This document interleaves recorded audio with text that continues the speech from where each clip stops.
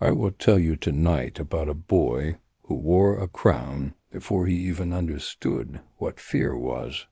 A king who ruled a vast kingdom, yet could not always rule his own mind. Why did France place its future on the head of a child? Who guided him when his father died, and who quietly fought for power behind his throne? What happened on that blazing summer road when the king suddenly turned his sword against his own loyal men? Why did he believe his body was made of fragile glass, begging others not to touch him? Who tore France apart, Burgundy or Orleans, and turned royal palaces into silent battlegrounds? Why was a prince murdered in the dark streets of Paris, and who truly ordered it? How did England see opportunity in the king's illness? And why were treaties signed that handed the future of France to foreign hands? Who really ruled the kingdom, the queen, the dukes, or the empty shadow of the crown? How did civil war swallow cities, families, faith, and loyalty? What did historians discover in the letters, sermons, and fearful chronicles left behind? And how did this tragic ruler become known forever as the Mad King of France? He is the king whose weakness exposed the weakness of a nation, the monarch whose suffering nearly broke his entire kingdom. Charles VI of France. Welcome to Sleeping Radio. In the year 1368, the world of Europe felt heavy with memory and tension, kingdoms rebuilding themselves after storms of plague, hunger, and iron, while rulers measured one another with cautious patience because every small decision seemed capable of bending the fate of entire continents, just as Jean Froissart later described when he wrote about courts living between dignity and fear. France stood wounded yet proud, scarred by the long conflict with England, struggling under the weight of taxes, but still convinced that its royal line had been chosen to stand firm, even when the earth beneath castles and cathedrals seemed to tremble. Across the sea, England waited like a hunter who pretends to sleep while counting every breath of his prey, sharpening tactics and gathering men as chroniclers would later note with quiet admiration and unease. The Holy Roman Empire lived in a web of rival princes, each one clinging to fragments of authority, while bishops, scholars, and soldiers argued over loyalty and faith. A picture Barbara Tuchman once compared to a vast clock whose gears grind against one another without stopping. Italy glittered with rich cities where art, banking, poisoning, diplomacy, and poetry lived side by side beneath the same painted ceilings, and every handshake might hide betrayal. And within this restless landscape, France prepared to welcome a child who would someday rule, suffer, love, and collapse beneath the weight of a crown that seemed glorious on the outside and merciless at its core. His father was Charles the Wise, a king remembered for patience, calculation, and a quiet intelligence that preferred strategy over reckless violence, a ruler whom historians often praise for strengthening administration, collecting knowledge, and filling libraries rather than battlefields. His mother was Jean of Bourbon, gentle and kind, yet carrying within her a delicate thread of emotional fragility, the kind of vulnerability medieval physicians never properly understood and which later scholars, such as John Bell Hinman suggested, might have quietly shaped the destiny of her children. Together they hoped that God had blessed them with a son who would inherit wisdom without weakness, courage without cruelty, and faith without fear. The child was born in Paris, within walls that had seen both coronations and funerals, beneath painted ceilings that told stories of saintly kings, crusaders, and legends whispered by priests and poets. He came into the world on a night of murmured prayers and controlled urgency, while midwives moved like shadows around the bed, and candles flickered against stone, as if time itself paused for a heartbeat. Outside, the river flowed as always, silent and indifferent, carrying secrets past bridges and markets. Inside, nobles exchanged looks of relief and anticipation, because in this small, crying infant they saw continuity, protection, and the hope that France would not fall into chaos, at least not yet. He was named Charles, and though he could not yet open his eyes to understand anything beyond the cradle, historians such as Joseph Strayer would later write that, from his first breath, destiny pressed down on his shoulders like invisible armor. His childhood unfolded inside a palace that seemed less like a home and more like a permanent lesson. Every corridor spoke through embroidered walls. Every ceremony whispered about obligation, legacy, and sacrifice, while tutors shaped his mind with languages, scripture, diplomacy, and the subtle art of listening without revealing emotion. He watched his father sit in council, solve disputes, weigh punishments against mercy, and consult scholars because good kings, as Olivier de Clisson's World revealed, ruled with information as much as with soldiers. Charles learned to stay composed, to hide doubt behind calm gestures, and to remember that a crown is not only worn upon the head, but carried inside the heart with quiet, relentless pressure. When his father died, the air in Paris seemed to thicken with grief and calculation at the same time. The boy who had barely learned the full meaning of authority suddenly became the symbol of continuity for an entire kingdom. His uncles stepped forward with solemn words and gentle voices, pledging loyalty while quietly measuring how much influence they might gain through guardianship, a truth that many medieval chronicles hint at without always daring to state directly. They governed in his name, controlled finances, arranged alliances, and expected gratitude, while farmers bent their backs beneath heavier taxes and wondered whether the court still remembered their hunger. Yet those early years did not feel entirely dark. France saw brief seasons of relative stability. Music returned to feasts. Processions crossed the streets with color and solemn beauty. Scholars praised the possibility that this young sovereign might grow into a ruler shaped by wisdom and surrounded by competent advisers. Charles watched all of it with thoughtful silence, absorbing the world like a careful student who understands that a wrong word in the wrong hole can echo for decades. As he matured, he slowly recognized that his crown could not remain in the hands of guardians forever.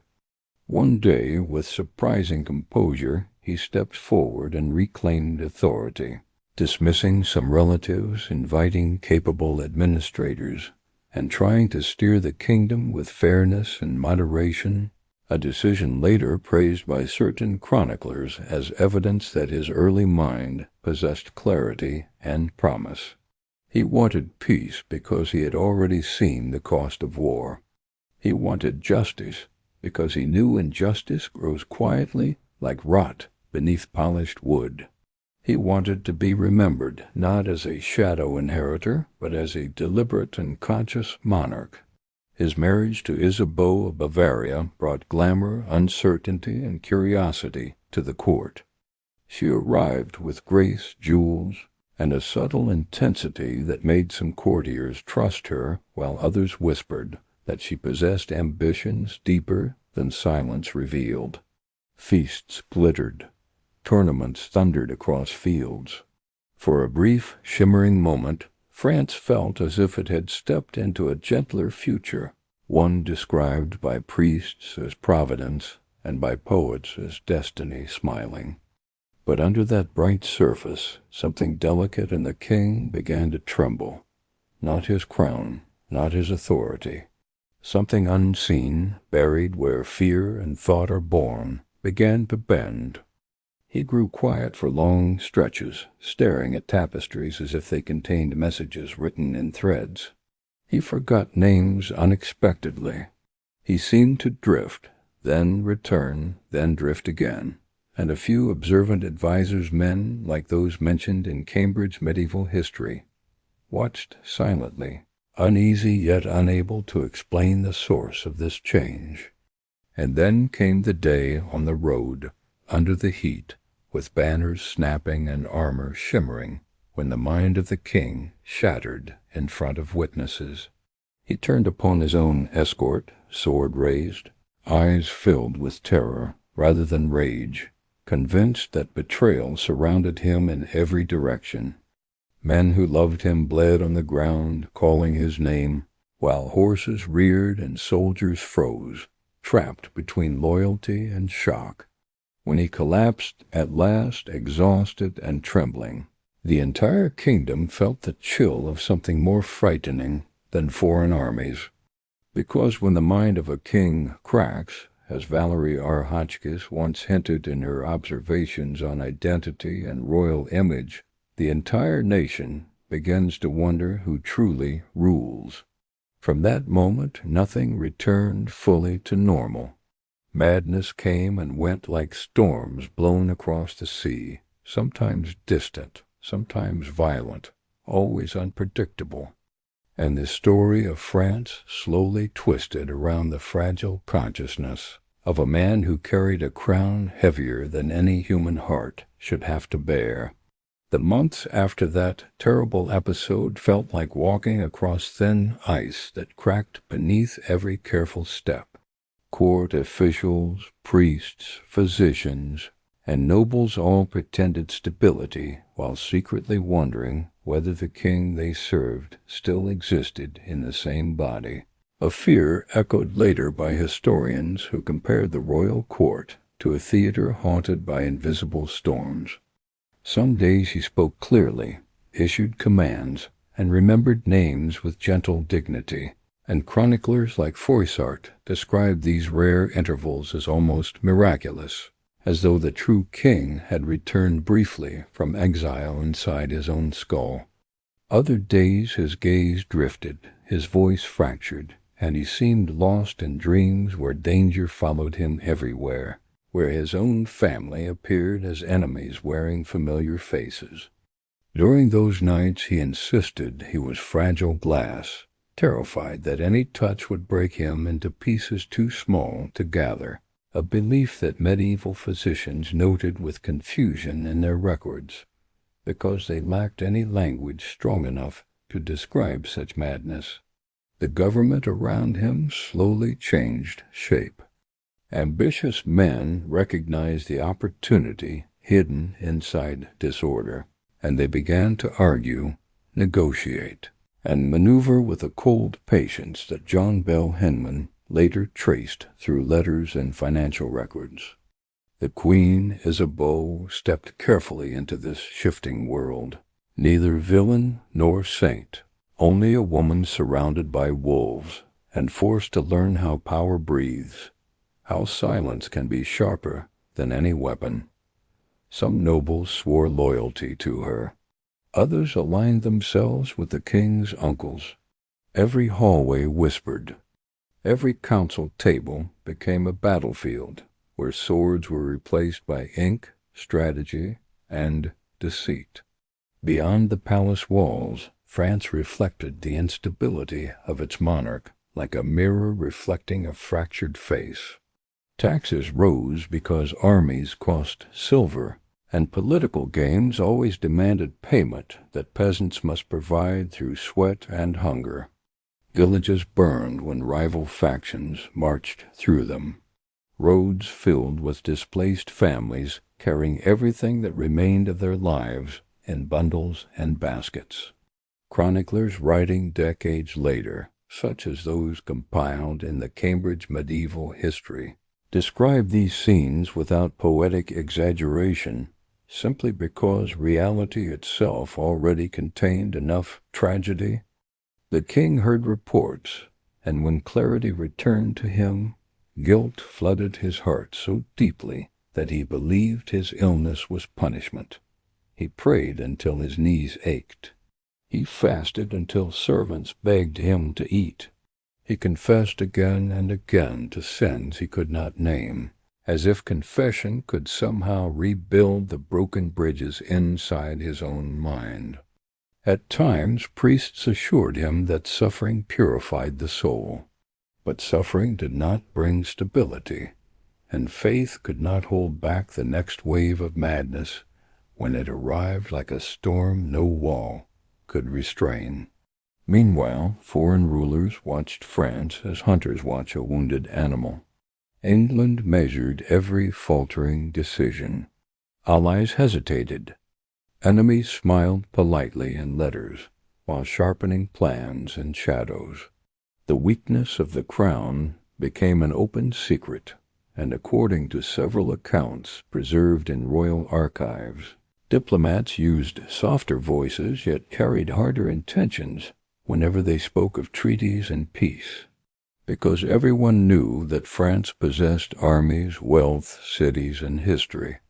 But the heart that guided all of it beat irregularly. Inside the palace, the royal children grew beneath the shadow of uncertainty.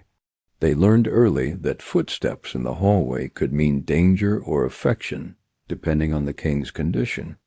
Some mornings he embraced them gently, telling stories about honor, mercy, and destiny with warmth that historians such as Joseph Strayer believed revealed his true nature beneath the illness. Other mornings he failed to recognize them, staring with frightened confusion as though strangers had invaded his chambers, and nurses quietly led the children away to keep their memories from breaking.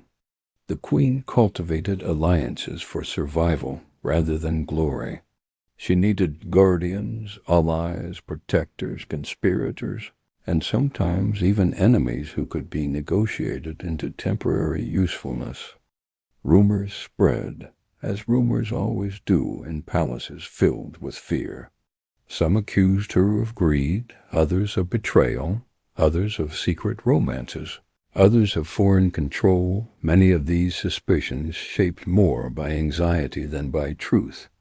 Barbara Tuchman once observed that medieval courts often transformed uncertainty into gossip, because gossip gave the illusion of understanding, even when no one truly understood anything. Years moved forward, and the king's episodes lengthened. There were fewer islands of clarity, more oceans of confusion. He sometimes wandered through corridors, muttering prayers under his breath, gripping rosary beads as though they were ropes lowering him into darkness he could neither escape nor fully enter. He would suddenly insist that his body had disappeared, that he no longer existed, that those around him spoke to a ghost rather than a sovereign, a symptom later discussed by scholars examining medieval perceptions of identity and consciousness. Each new breakdown frightened the court more deeply, because each one seemed to take a fragment of him away that never returned. Politics hardened like winter ground. Two great factions formed, their loyalties tangled with pride, money, and old grievances. Cities divided. Princes chose sides. Advisors argued through endless nights while torches burned down to ash. Every decision was justified in the name of the king, but in truth most were guided by ambition that used the trembling crown as convenient cover. And so France slipped slowly into a deeper struggle, not only against foreign enemies, but against itself. Yet even in this darkness, the story did not lose all traces of humanity. Now and then Charles spoke with clarity, thanking those who served him, expressing sorrow for the pain his people endured, whispering that he wished only to be a simple man sleeping beside quiet fields, far away from crowns and ceremonies. Those who heard him carried those words like secret embers in their hearts, because they realized the tragic paradox at the center of his life. He was strong enough to become king, yet too fragile to endure the crown. And as the years of his reign unfolded, historians from different centuries, Froissart, Strayer, modern scholars of French monarchy, looked back and saw not simply madness, but the slow collapse of a political world that depended entirely on one unstable mind. The story did not rush, it stretched. It deepened. And every choice made in those shadowed halls pointed toward wars and betrayals still waiting in the distance like thunder not yet heard. We will pause here, with France standing on the edge of greater tragedy, the king drifting again between moments of clarity and waves of darkness, and the court pretending that everything still rested on order, while feeling the quiet certainty that nothing was secure anymore. The deeper the reign moved into its troubled middle years, the court discovered that madness has its own geography, shaping hallways, councils, and alliances the way rivers shape valleys, and several chroniclers later noted that policy itself seemed to curve around the king's illness like a road bending around a cliff.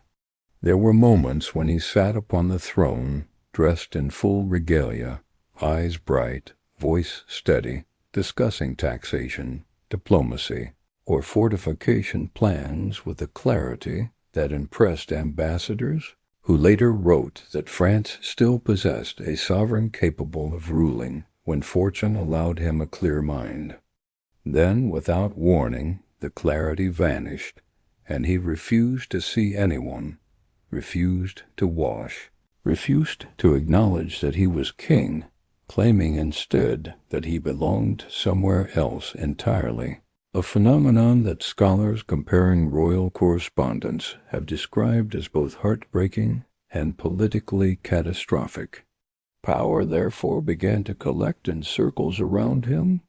The Dukes of Burgundy and Orleans each imagined themselves guardians, not only of the king, but of the future of France, and their rivalry grew slowly, like storm clouds rising beyond distant hills, while documents preserved in Parisian archives reveal letters filled with polite language hiding sharp hostility.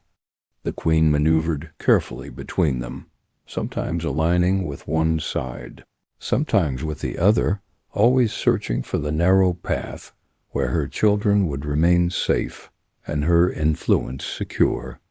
Courtiers learned to read the atmosphere the way sailors read the sky, because a misplaced word spoken during one of the king's fragile days could end a career or invite retaliation from whichever faction controlled access to the royal chambers at that moment. Beyond these intrigues, ordinary people carried burdens that rarely reached the chronicler's elegant pages. Harvests failed in certain regions when armies trampled fields. Merchants avoided highways, choosing slower routes through forests to escape soldiers and bandits alike. Priests tried to calm frightened congregations, reminding them that kingdoms rise and fall by God's mysterious will, as later historians, such as Philippe Contamine, would point out when examining sermons from the period. Yet reassurance did little to stop hunger, and hunger did little to calm anger. The king himself sometimes sensed the growing despair around him. During one stretch of clarity, he attempted reforms, re-establishing certain legal procedures and limiting abuses by local officials, echoing principles his father had once followed with steady patience. For a brief season, the court dared to hope, but once again the shadow descended. He insisted that his companions were impostors, that courtiers had been replaced by doubles, and that the palace no longer belonged to him. Themes that modern scholars of medieval psychology recognize as early echoes of delusional identity disorders long before medicine possessed names for them. Meanwhile, the rivalry between Burgundy and Orleans hardened into open hostility. Meetings became colder. Accusations crept from private chambers into public speeches. Each duke claimed loyalty to the king while simultaneously building private armies, financing retainers, and spreading propaganda across towns and guilds, a pattern traced carefully by historians using city records and correspondence from both factions.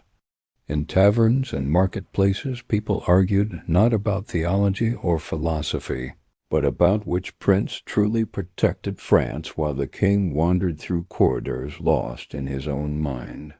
Then tragedy struck with brutal clarity. Louis of Orleans was murdered in the streets of Paris, cut down in the night by assassins whose motives were wrapped in political rhetoric about saving the kingdom from corruption. Rhetoric later defended by Burgundian writers as necessary and condemned by others as calculated crime. The city shook with fear. The court trembled, because the blade that killed a prince also cut through any illusion that disagreements remained polite or controllable. From that night forward, France was no longer simply divided. It was bleeding. Charles heard the news, and at first he did not understand. When understanding finally came, it arrived with grief so deep that witnesses described him sitting in silence, eyes distant, as if some final protective wall inside his mind had cracked. He asked whether his kingdom had turned against itself because of his weakness, a question preserved in several accounts and cited by scholars who believe that he possessed, even amid illness, a painful awareness of his responsibility. Yet awareness could not restore stability, and the factions dug trenches deeper, not in earth, but in loyalty and hatred. War returned like a tide that had only been pretending to recede. Cities declared allegiance to one camp or another. Neighbors fought neighbors. Letters carried threats dressed in elegant Latin. The queen attempted mediation. Councils gathered, argued, dissolved, and gathered again, their minutes showing how every proposal collapsed against suspicion, pride, and fear. It became clear, as later writers from the Sorbonne archives concluded, that the kingdom had lost the central unifying figure a healthy monarch provides. All this unfolded while the king drifted between prayer and confusion. There were times when he demanded pilgrimages, hoping holy sites might heal him, echoing medieval beliefs that illness, especially mental illness, must have spiritual causes and spiritual cures. There were other times when he barely ate, barely spoke, and seemed to vanish inside his own thoughts, while attendants watched helplessly, recording details and reports that still survive, quiet testimonies of men who served a ruler they could neither protect nor replace. Even his clothing became symbolic, days of splendor alternating with days when he refused royal garments entirely, insisting again that he was not worthy of kingship, that the crown belonged to someone unseen. The more fragile he became, the more confident his rivals grew. Burgundian influence expanded. Armagnac loyalties solidified on the opposite side. Foreign powers, especially England, began to calculate with renewed vigor, sensing that France might be carved apart not by invasion alone, but by internal fracture, a reality John Keegan and other military historians later identified as crucial to understanding the next phase of the 100 Years' War. Thus the illness of one man had opened doors to ambitions that marched like armies long before steel touched flesh. Yet through all of this darkness, the narrative never becomes purely about madness. It becomes about a kingdom learning how dangerous it is to build an entire political universe around a single human will.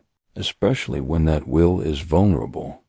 Some contemporaries pitied Charles, some feared him, some used him, but almost all agreed, as various chronicles reveal, that he was not evil, not cruel, not intentionally destructive, merely broken, tragically broken, in a time that offered neither compassion nor effective treatment. As the struggle between Burgundy and the Armagnac faction widened, the kingdom drifted into a state where politics, loyalty, and personal ambition blended so completely that even experienced counselors no longer recognized whether they served France, their families, or simply their own survival, a confusion that later historians examining council records compared to a slow unraveling of national identity rather than a sudden collapse. The king's illness did not merely complicate rule, it rewrote the rhythm of authority itself, because every period of lucidity allowed certain laws and plans to move forward, while every relapse erased momentum and left decrees, half remembered, half implemented, and easily twisted by those who stood closest to the throne. In manuscripts preserved from the Paris Chancery, one can trace the way charters shift in tone, oscillating between careful administrative clarity and hesitant language that seems almost afraid of its own uncertainty, revealing that even scribes felt the tremor of instability beneath the smooth surface of official Latin. Meanwhile, the people of the countryside continued to bear the consequences of decisions made in distant palaces. Fields that once promised bread became marching grounds for soldiers. Market roads turned dangerous, sometimes controlled by mercenaries who pledged allegiance one week to Burgundy, another week to the Armagnacs, depending on who paid more, a pattern that scholars such as Philippe Contamine identified as one of the most destructive legacies of prolonged civil war. Families hid grain in cellars. Priests wrote homilies urging patience and faith. Mothers taught children to stay silent when soldiers passed, as silence often felt like the only shield left to ordinary lives. Inside the palace, the king drifted through phases of recognizably human tenderness and distant abstraction that frightened even those who loved him most deeply. There were evenings when he spoke with genuine wisdom about justice, reminding his sons that a crown should never weigh more than compassion. Sentiments preserved in later memoirs by courtiers who had served both father and children, and who swore that in those moments the true monarch reappeared like a figure emerging from fog. Yet soon afterward he would slip again into delusions that the walls whispered accusations, or that unseen forces watched each movement, creating a climate where ministers hesitated not only because of politics, but because they did not know which version of the king would confront them from hour to hour.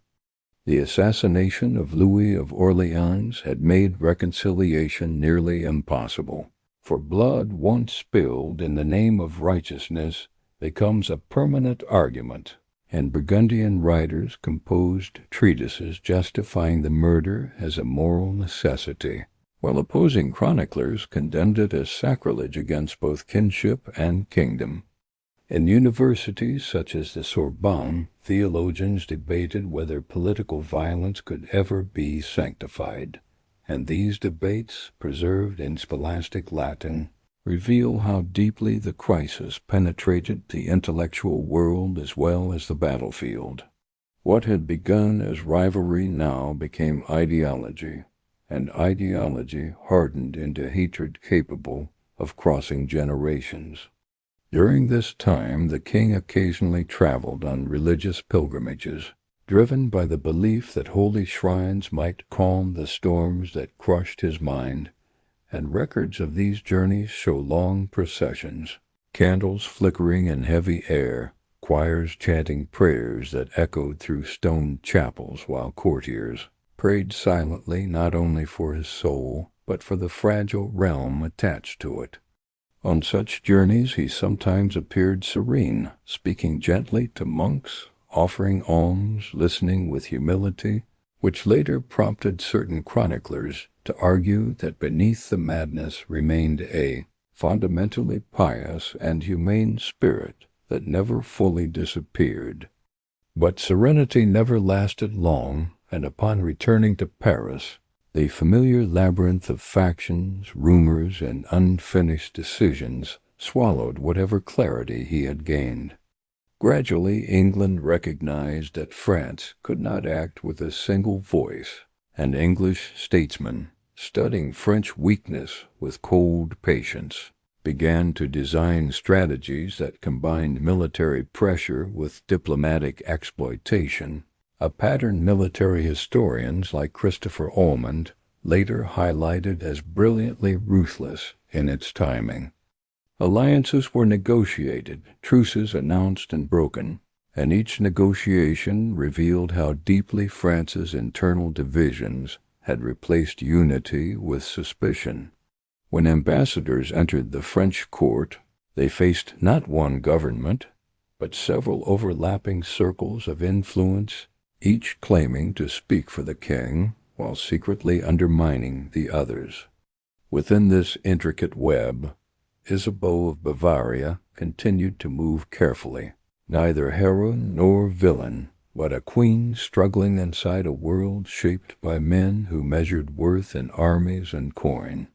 Certain letters attributed to her advisers show attempts to preserve stability for her children while also negotiating with whichever faction appeared strongest, and later scholars argue that judging her harshly ignores the impossible position she occupied beside a husband whose illness transformed royal life into a continuous crisis.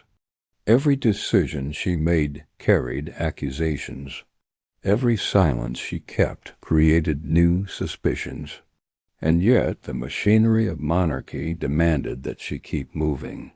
The king, however, could not keep moving with the same strength.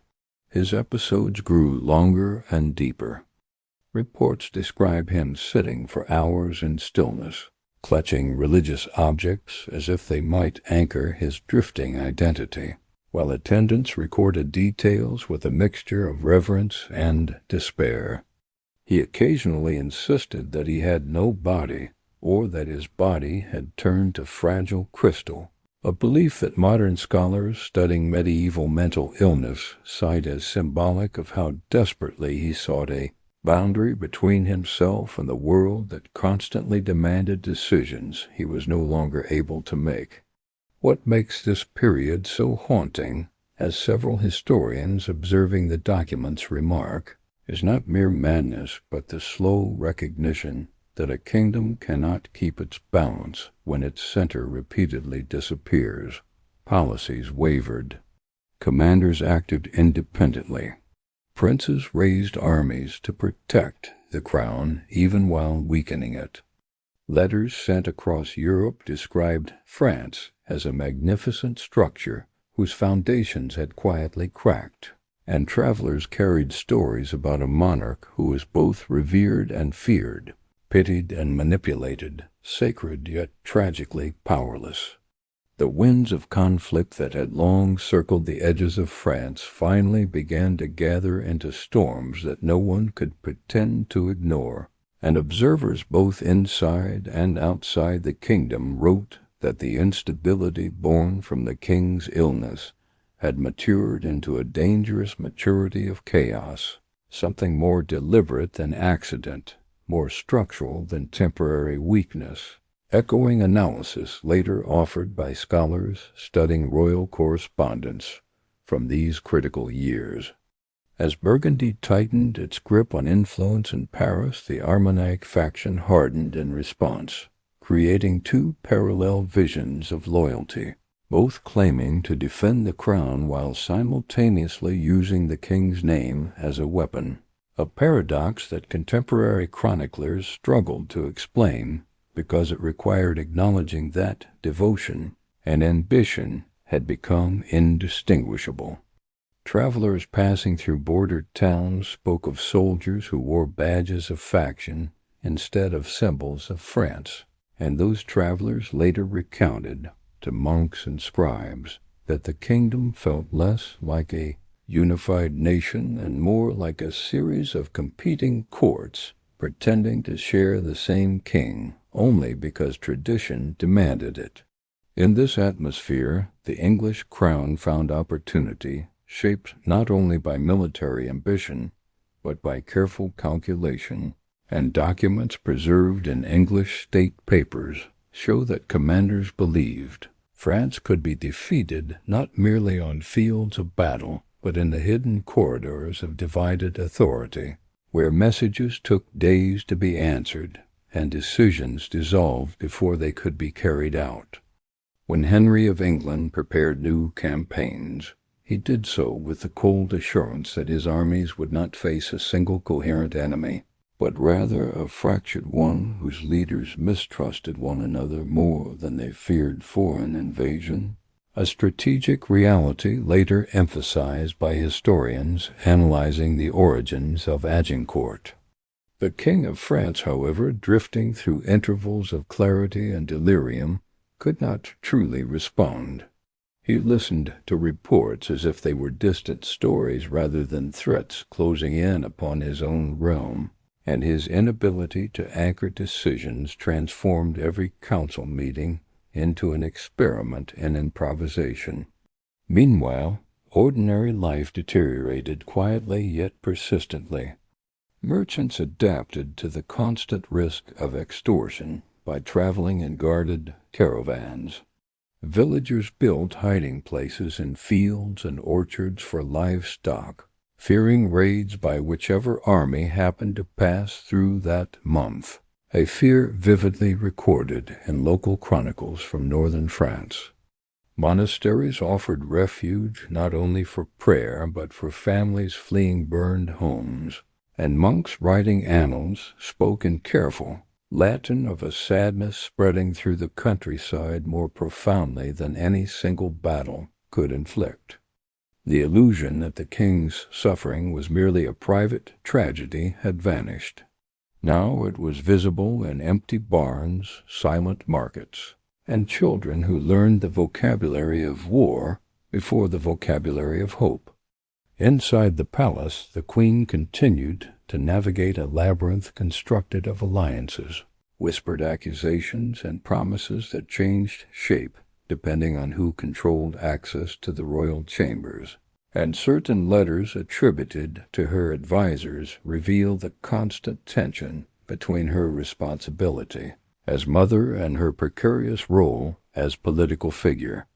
She sought agreements with Burgundy when the balance leaned in his favor, then quietly approached Armagnac allies when the tide shifted, a pattern that later writers interpreted not as betrayal, but as an attempt to keep the crown from collapsing entirely in the absence of a fully present king. Each decision she made carried moral weight. Each compromise exposed her to rumors that historians still debate, because the truth of court politics is often wrapped in intentional ambiguity. The king himself remained the tragic center of everything.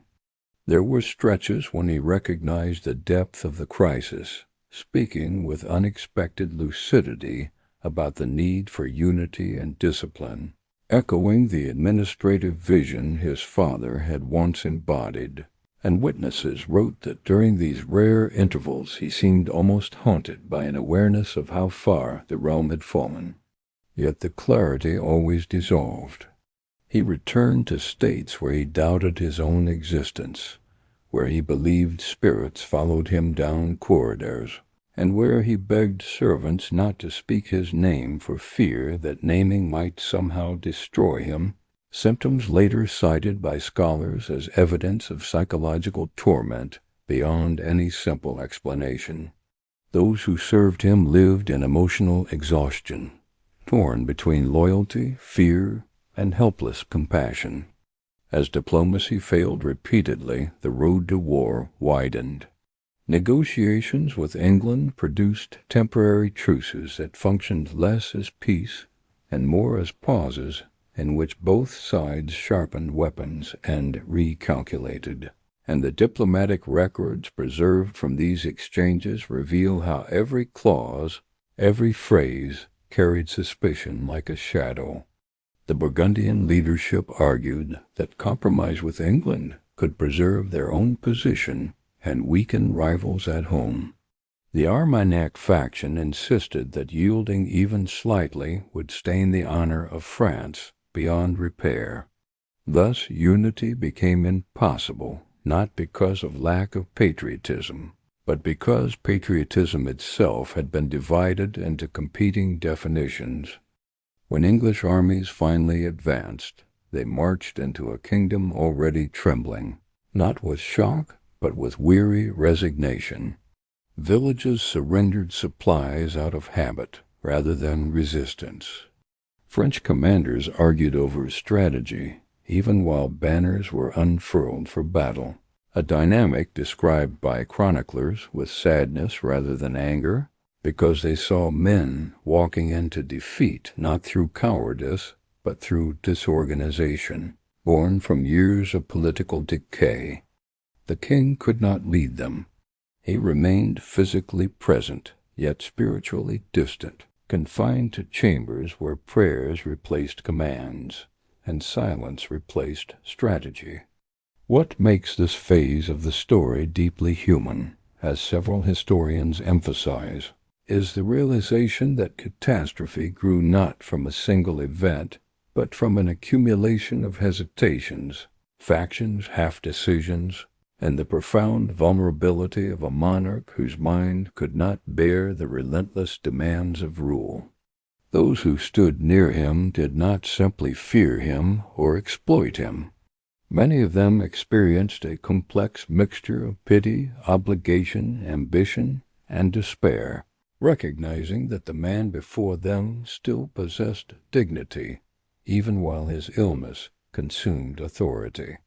The crown remained on his head not because it functioned, but because removing it threatened to tear the fragile fabric of legality apart.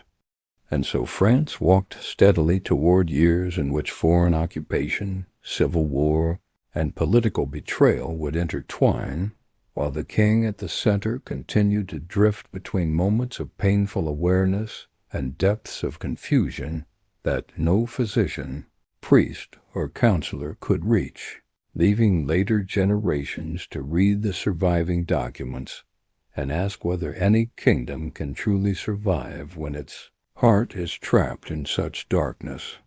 The advance of English power across French soil did not fall from the sky like a sudden storm. Rather, it unfolded the way winter creeps across a countryside already exhausted by autumn, and contemporary chroniclers described how towns that once argued about taxes now whispered only about survival, marking this period as one when fear replaced politics as the dominant language of daily life.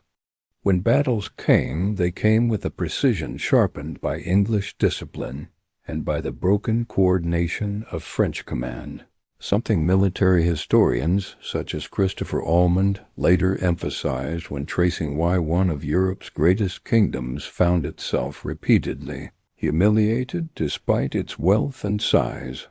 French armies still possessed courage, banners, and tradition, yet those assets could not substitute for unity, and each defeat deepened the sense that God himself had turned his face away, a belief hinted at in sermons and letters preserved by monasteries that prayed for peace and received only news of further devastation.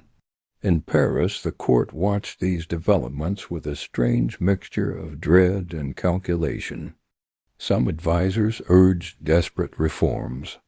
Others whispered that alignment with England might secure personal safety.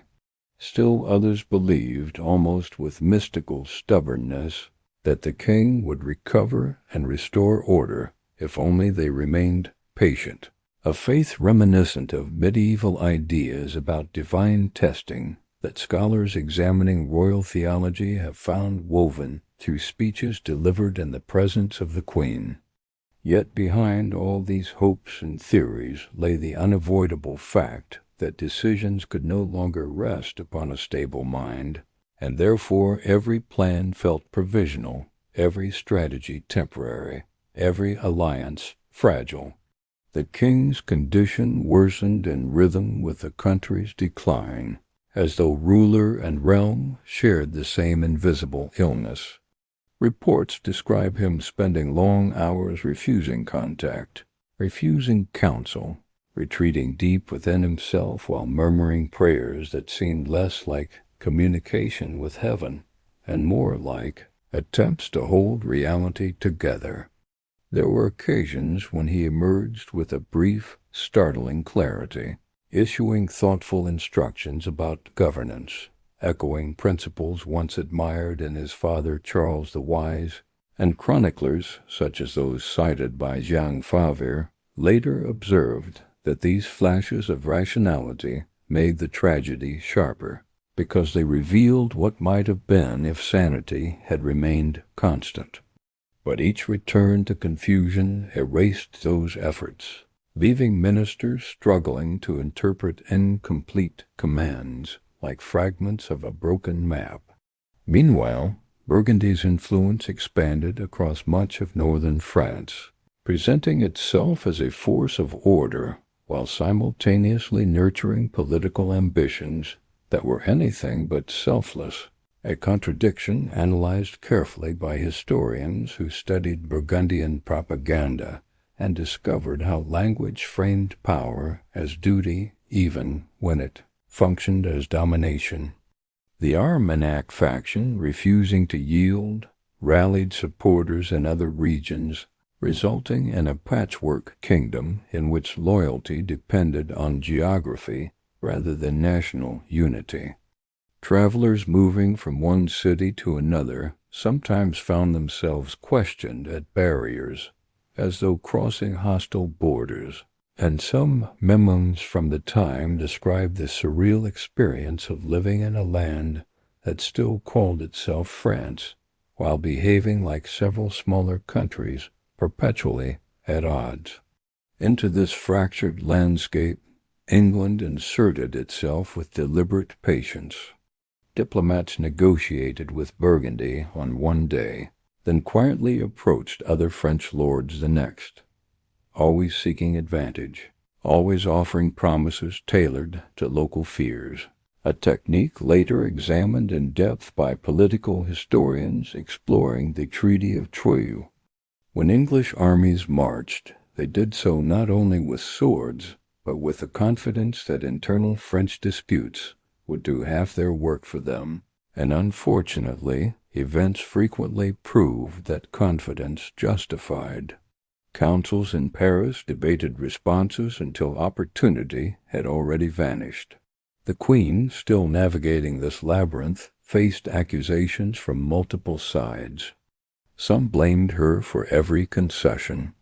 Others suspected her of hidden loyalties. Yet letters attributed to her household, preserved in scattered archives, show a woman attempting to shield her children and maintain some thread of legitimacy in a world unraveling around her, and modern scholars increasingly caution against simply turning her into a symbol of betrayal when context reveals a far more complex story. She was not shaping destiny so much as trying to keep it from collapsing entirely. For the king, destiny continued to feel like a fog through which he wandered without guide or compass. He sometimes forgot where he was. He occasionally asked whether Paris remained within his kingdom, or whether strangers had taken everything from him in the night. Physicians attempted treatments rooted in humoral theory, leading herbs, prayers, and rituals that reflected medieval understandings rather than modern science, and medical historians studying these records acknowledge that nothing available at the time could truly reach the depth of his suffering. Thus each failed remedy added another layer of despair. As England's grip tightened and internal factions sharpened their knives of rhetoric and steel, France approached a turning point that contemporaries could sense even if they could not yet name it.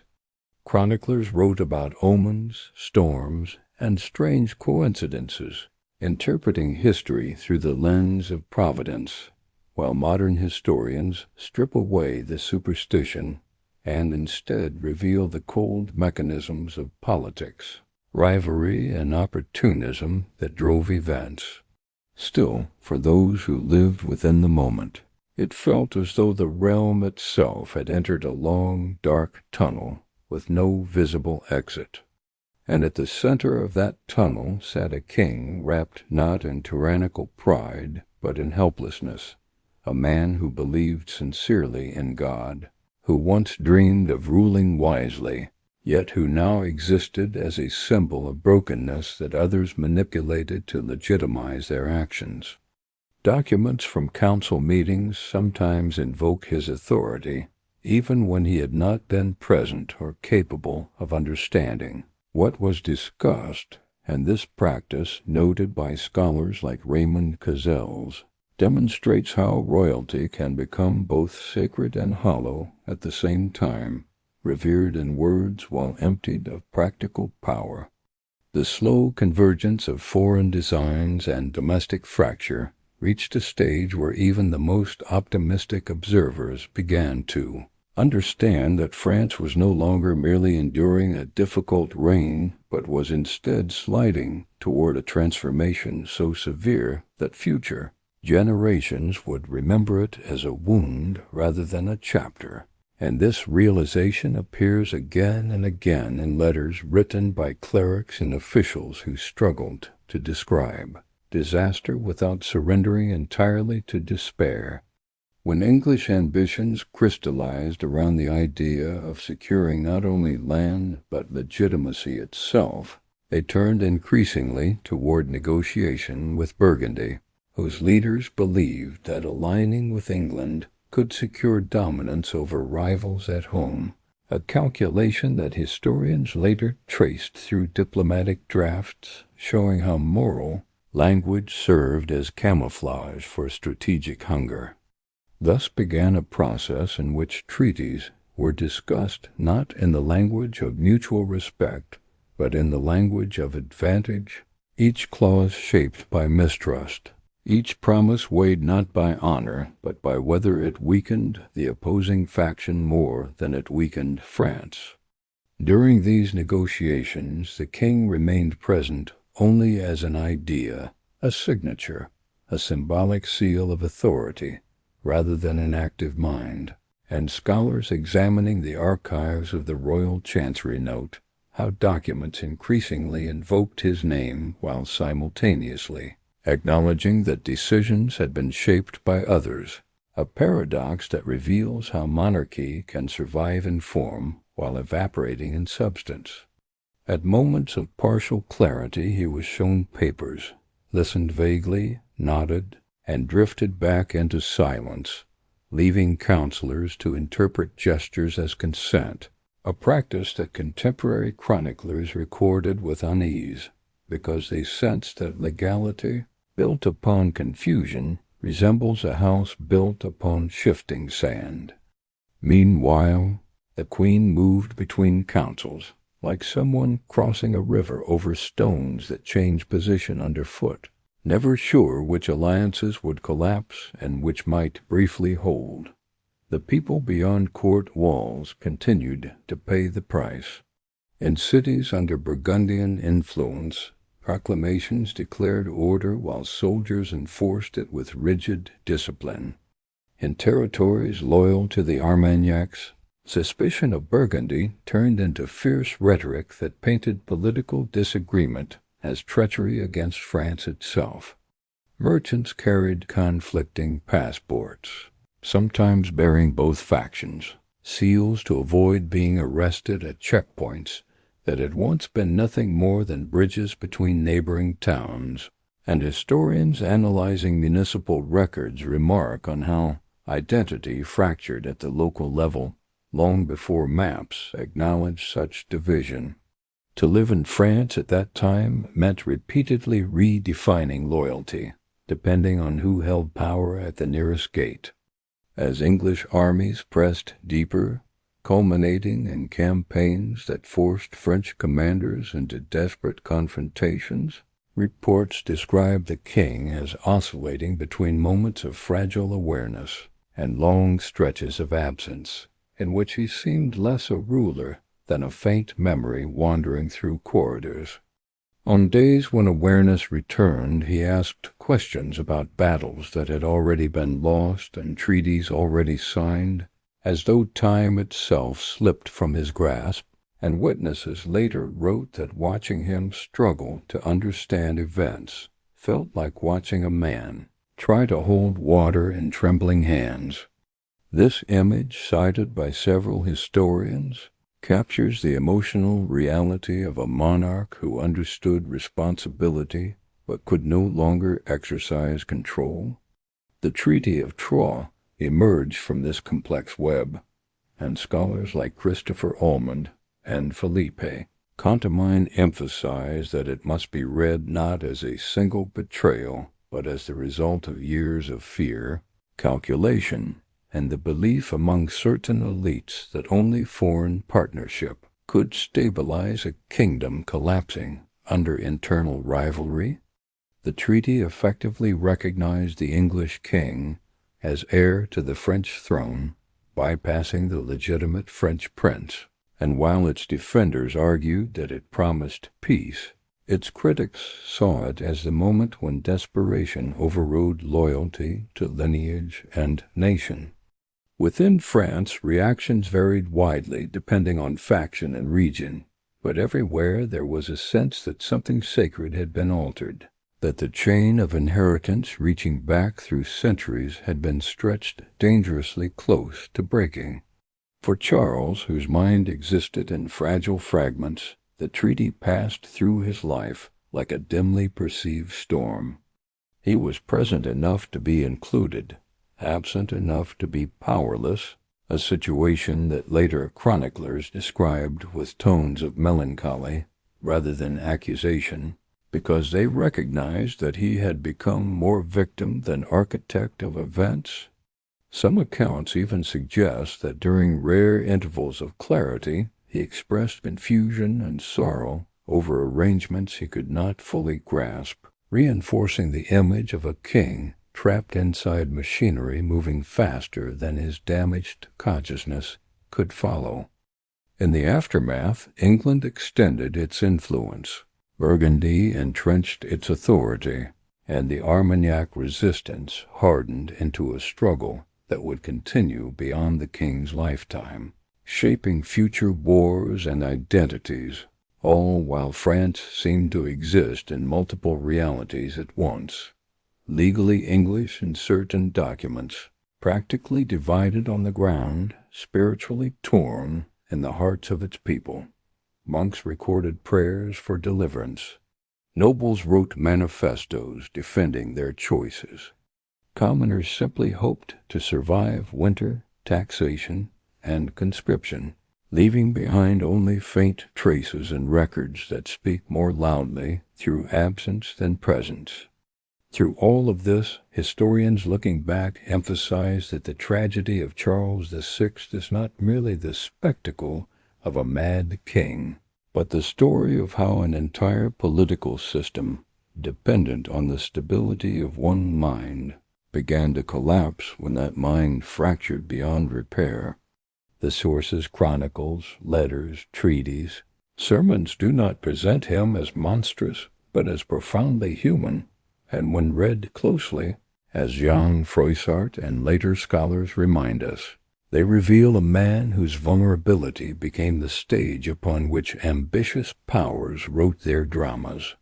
As the reign moved toward its final stretch, the court seemed to breathe in long, anxious intervals, as though everyone inside those stone walls understood that the kingdom had crossed too many thresholds to return to what it once had been, a realization recorded in reflective passages by chroniclers who sensed they were witnessing not merely events, but the erosion of an entire political world. The king's health, both of body and mind, declined with a slow inevitability that frightened even those hardened by decades of crisis, and reports from physicians and clerics show how each attempt at treatment carried more ritual than hope, because by then the court had accepted that neither herbs nor prayers would restore the stability that had slipped away years earlier.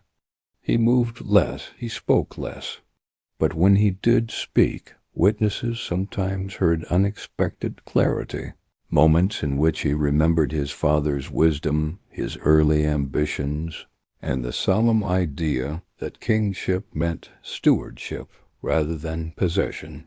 And later historians, such as Raymond Cazel's, insisted that these fleeting insights reveal a conscience still alive beneath the broken surface. Outside the palace, the consequences of treaties and alliances took physical shape in occupied towns, English garrisons, and new systems of administration that signaled how deeply foreign power now intertwined with French politics, a development documented in municipal records and military accounts that describe the uneasy coexistence of law and resentment. In some regions, people adapted out of necessity, trading obedience for survival.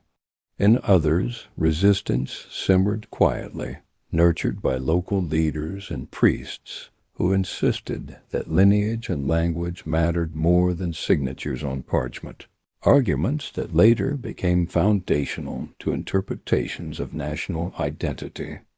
Thus, the reign that began with hope for peace inadvertently helped create the conditions in which France learned, painfully, what it meant to lose unity and then struggle to reclaim it. Within the royal household, the children of Charles had grown into figures burdened by legacies not of their own making. They were raised in a world where authority felt unstable, love felt conditional on political advantage, and every decision around them carried echoes of the king's illness. And memoirs written by those who served the household reveal the psychological weight of growing up in an environment where affection and fear lived side by side. Some sons dreamed of restoring honor. Others learned caution. All of them understood that the crown, which glittered in ceremonies, also carried the memory of a mind that could not bear it.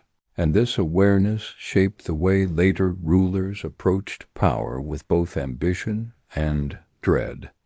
Meanwhile, scholars and clerics continued to write, trying to interpret the meaning of a reign that seemed more like a warning than a narrative. Some claimed, drawing on theological reasoning, that God used the king's madness as punishment for pride and sin within the realm.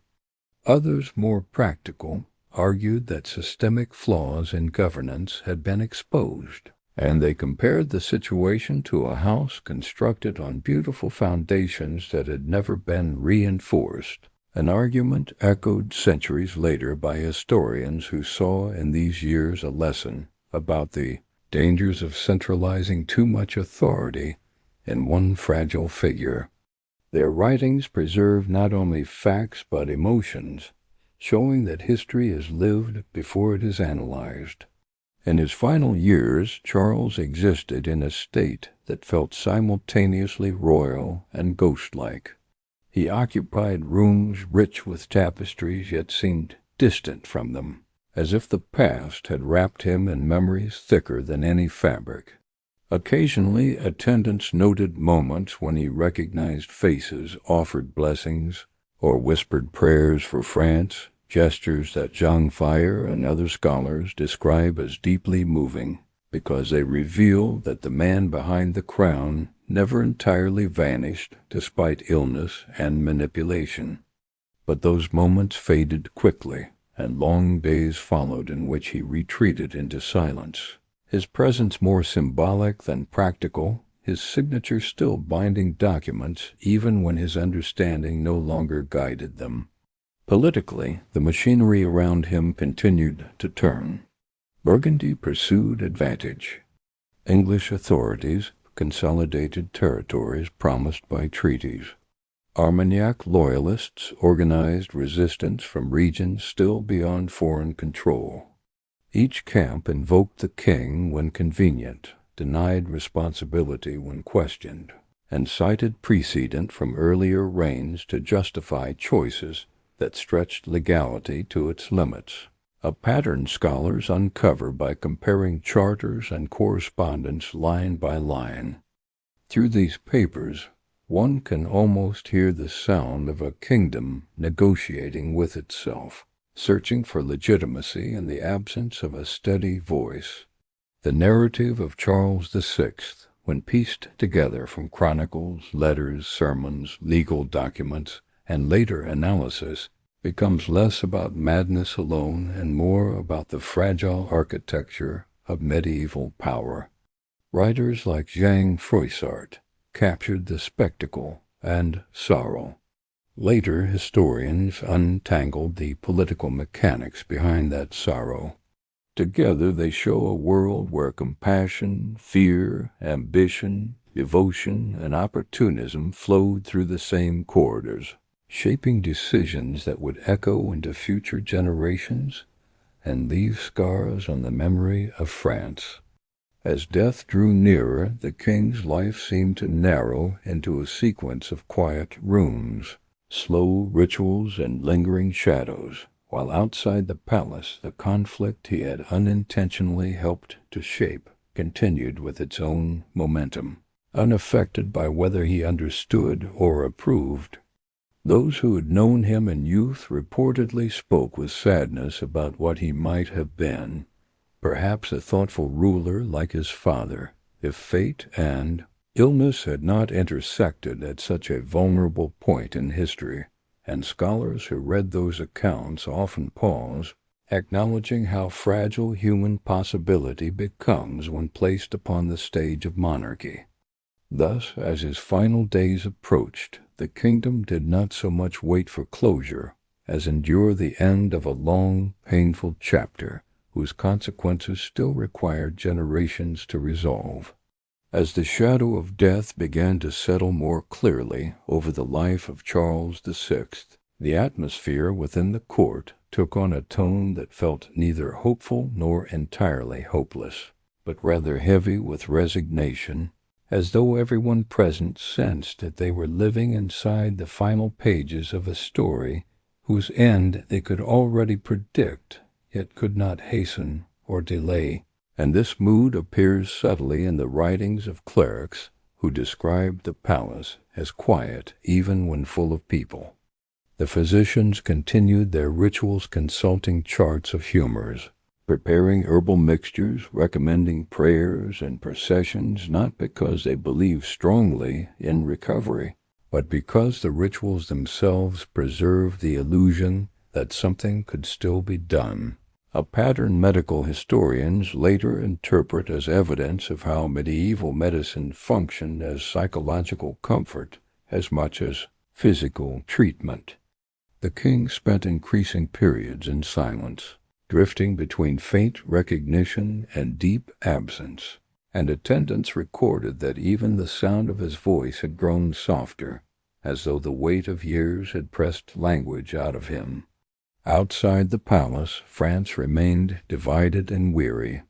English administration expanded in certain regions, Burgundian influence shaped others, and the Armagnac cause persisted with stubborn determination, creating a landscape that looked less like a kingdom and more like overlapping zones of authority, something scholars studying administrative archives describe as one of the most complex political maps of medieval Europe.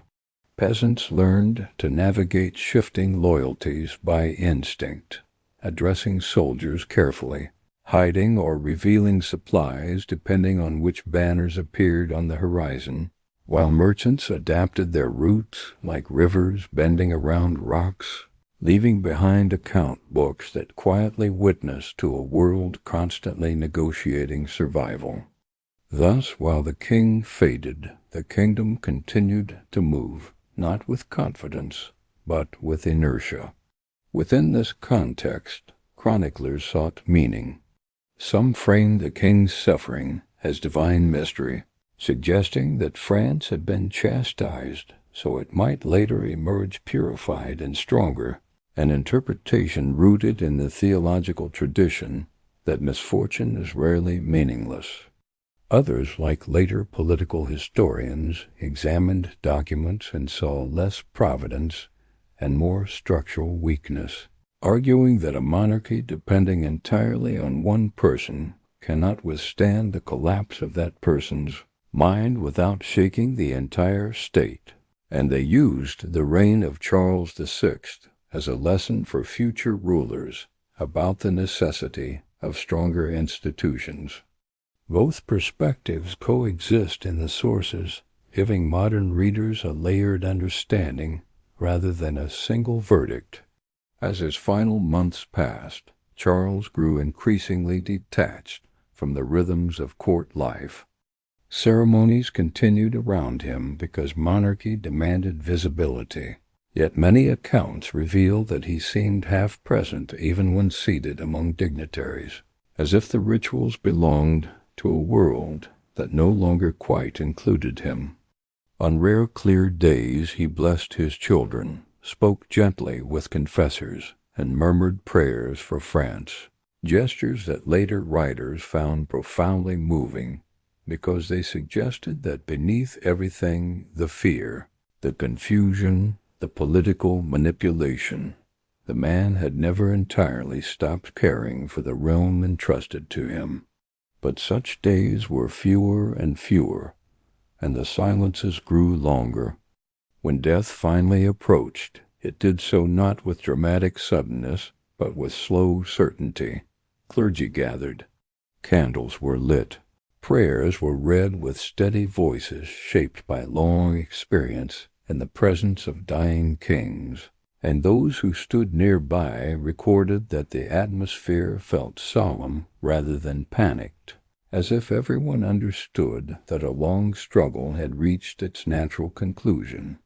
In the Chronicles, the passages describing his final hours carry a tone of pity rather than condemnation, reinforcing the idea found in many accounts that Charles was remembered less as a tyrant than as a tragic figure overtaken by forces he could neither master nor escape.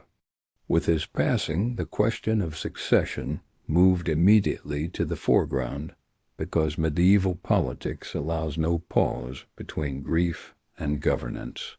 The Treaty of Troyes had declared the English king heir to France, yet the legitimate French prince still had supporters who rejected the treaty as void, and thus the king's death did not bring closure, but instead sharpened the conflict, turning memory into argument and legacy into battlefield. Historians reviewing diplomatic letters from those days note how quickly condolences turned into claims, proving that even mourning can become political when crowns are involved. In the years that followed, the name of Charles VI remained woven into debates over legitimacy and national survival. Supporters of different factions invoked his reign either as justification or warning. Some used his madness to argue that God had punished France for sin or corruption. Others used it to demonstrate that instability invites foreign domination and internal betrayal, and writers like Philippe Contamine emphasize that his life became less a biography than a moral story retold in many voices. Yet beneath all these interpretations, the documents continue to show a man who began with promise, loved his faith, cherished his children, and fell victim to an illness his age could neither explain nor treat. Looking back across his life, historians find themselves returning repeatedly to the same paradox. Here was a king whose weakness exposed the weaknesses of an entire system, whose suffering intensified conflicts already present in his society, and whose reign became unintentionally a classroom for future generations, studying the delicate balance between personal health and political power. Jean Froissart captured the atmosphere of courtly spectacle and anxiety. Later scholars provided analysis of institutions and war. Together they revealed that the story of Charles VI is not simply the story of madness, but the story of a kingdom learning, painfully, how fragile it becomes when too much rests upon one human mind. And so the life that began with royal expectation in Paris, under ceilings painted with symbols of divine favor, ended quietly in rooms filled with shadows and prayers, leaving behind a France wounded yet not destroyed, confused yet still searching for unity, and deeply marked by a reign that taught both rulers and people that crowns do not grant immunity from the vulnerabilities shared by all human beings. In the years following the death of Charles VI, France did not immediately heal, because history rarely obeys the simplicity of endings, and the conflicts born during his reign continued to move forward with their own independent force, as if the kingdom itself still needed time to understand the cost of allowing politics to orbit one fragile consciousness for so long. The English crown attempted to hold what treaties and armies had gained. The Burgundians defended their influence, and the Armagnac cause revived in defiance, creating a prolonged struggle that scholars such as Philippe Contamine and Christopher Almond described not as an entirely new war, but as the echo of decisions rooted deep in the years of Charles's instability. Only gradually, through resilience, shifting alliances, and the rise of new leaders, did France begin to reclaim unity, and the memory of the mad king lingered like a cautionary presence in the minds of those shaping the future. When chroniclers reflected upon his life, they did not draw a single conclusion. Some saw tragedy woven by fate. Others saw the consequences of human ambition exploiting vulnerability. Writers like Jean Favier urged readers to look past caricature and instead observe the fragile human being beneath the crown, a man raised in expectation, entrusted with a kingdom, yet undone by an illness that neither time nor knowledge could conquer.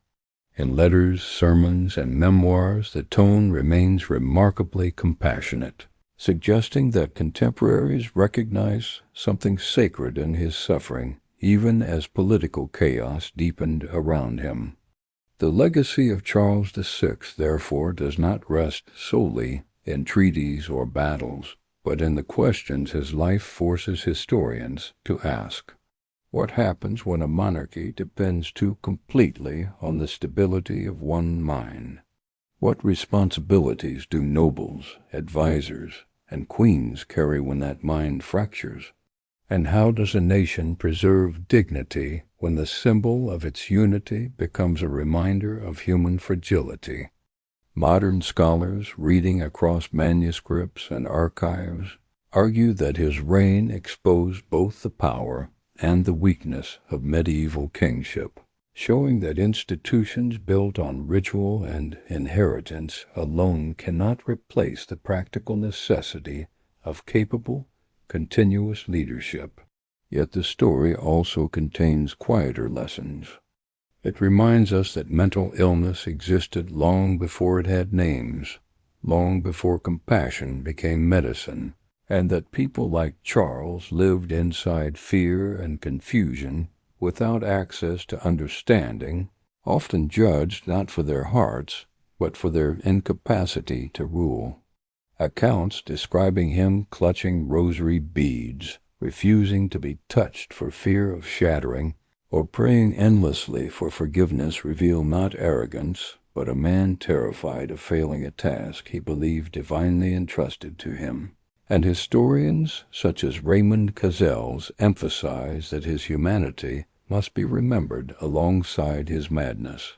In classrooms and books today, his reign is often summarized in a phrase, the Mad King, but those who examine the primary sources discover a far more complex narrative, one where fragility and responsibility collide, where politics transforms illness into weaponry, and where an entire kingdom becomes, in effect, a participant in the private suffering of its ruler.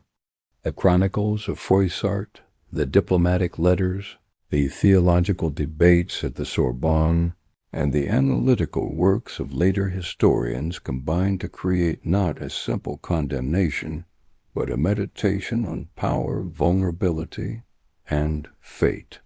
Thus, the child born in Paris in the year 1368, son of Charles the Wise and Jean of Bourbon, who entered the world beneath painted ceilings and solemn prayers, lived a life that began with promise and ended surrounded by confusion, silence, and the heavy shadow of a divided realm.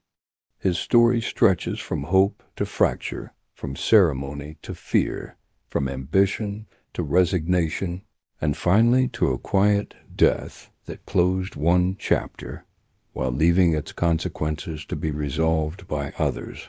France survived, but it carried scars that shaped its identity for generations.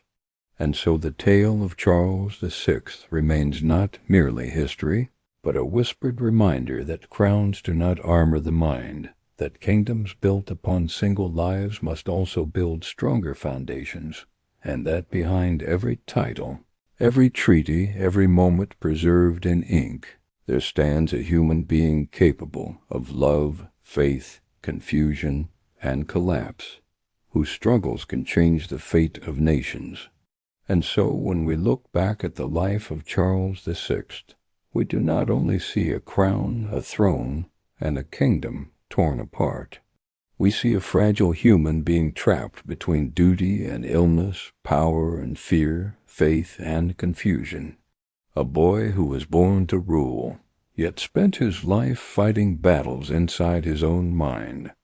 A king whose weakness invited ambition, divided nobles, opened doors to foreign powers, and nearly shattered France itself. His story reminds us that history is not always shaped by heroes and conquerors. Sometimes it is shaped by fragile souls who never asked for the power forced upon them, and whose suffering changed the fate of nations. And now, what do you think?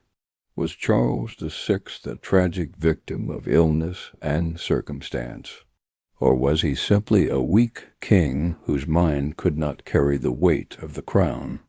Write your thoughts in the comments, and don't forget to subscribe to the channel, like the video, and thank you so much for watching.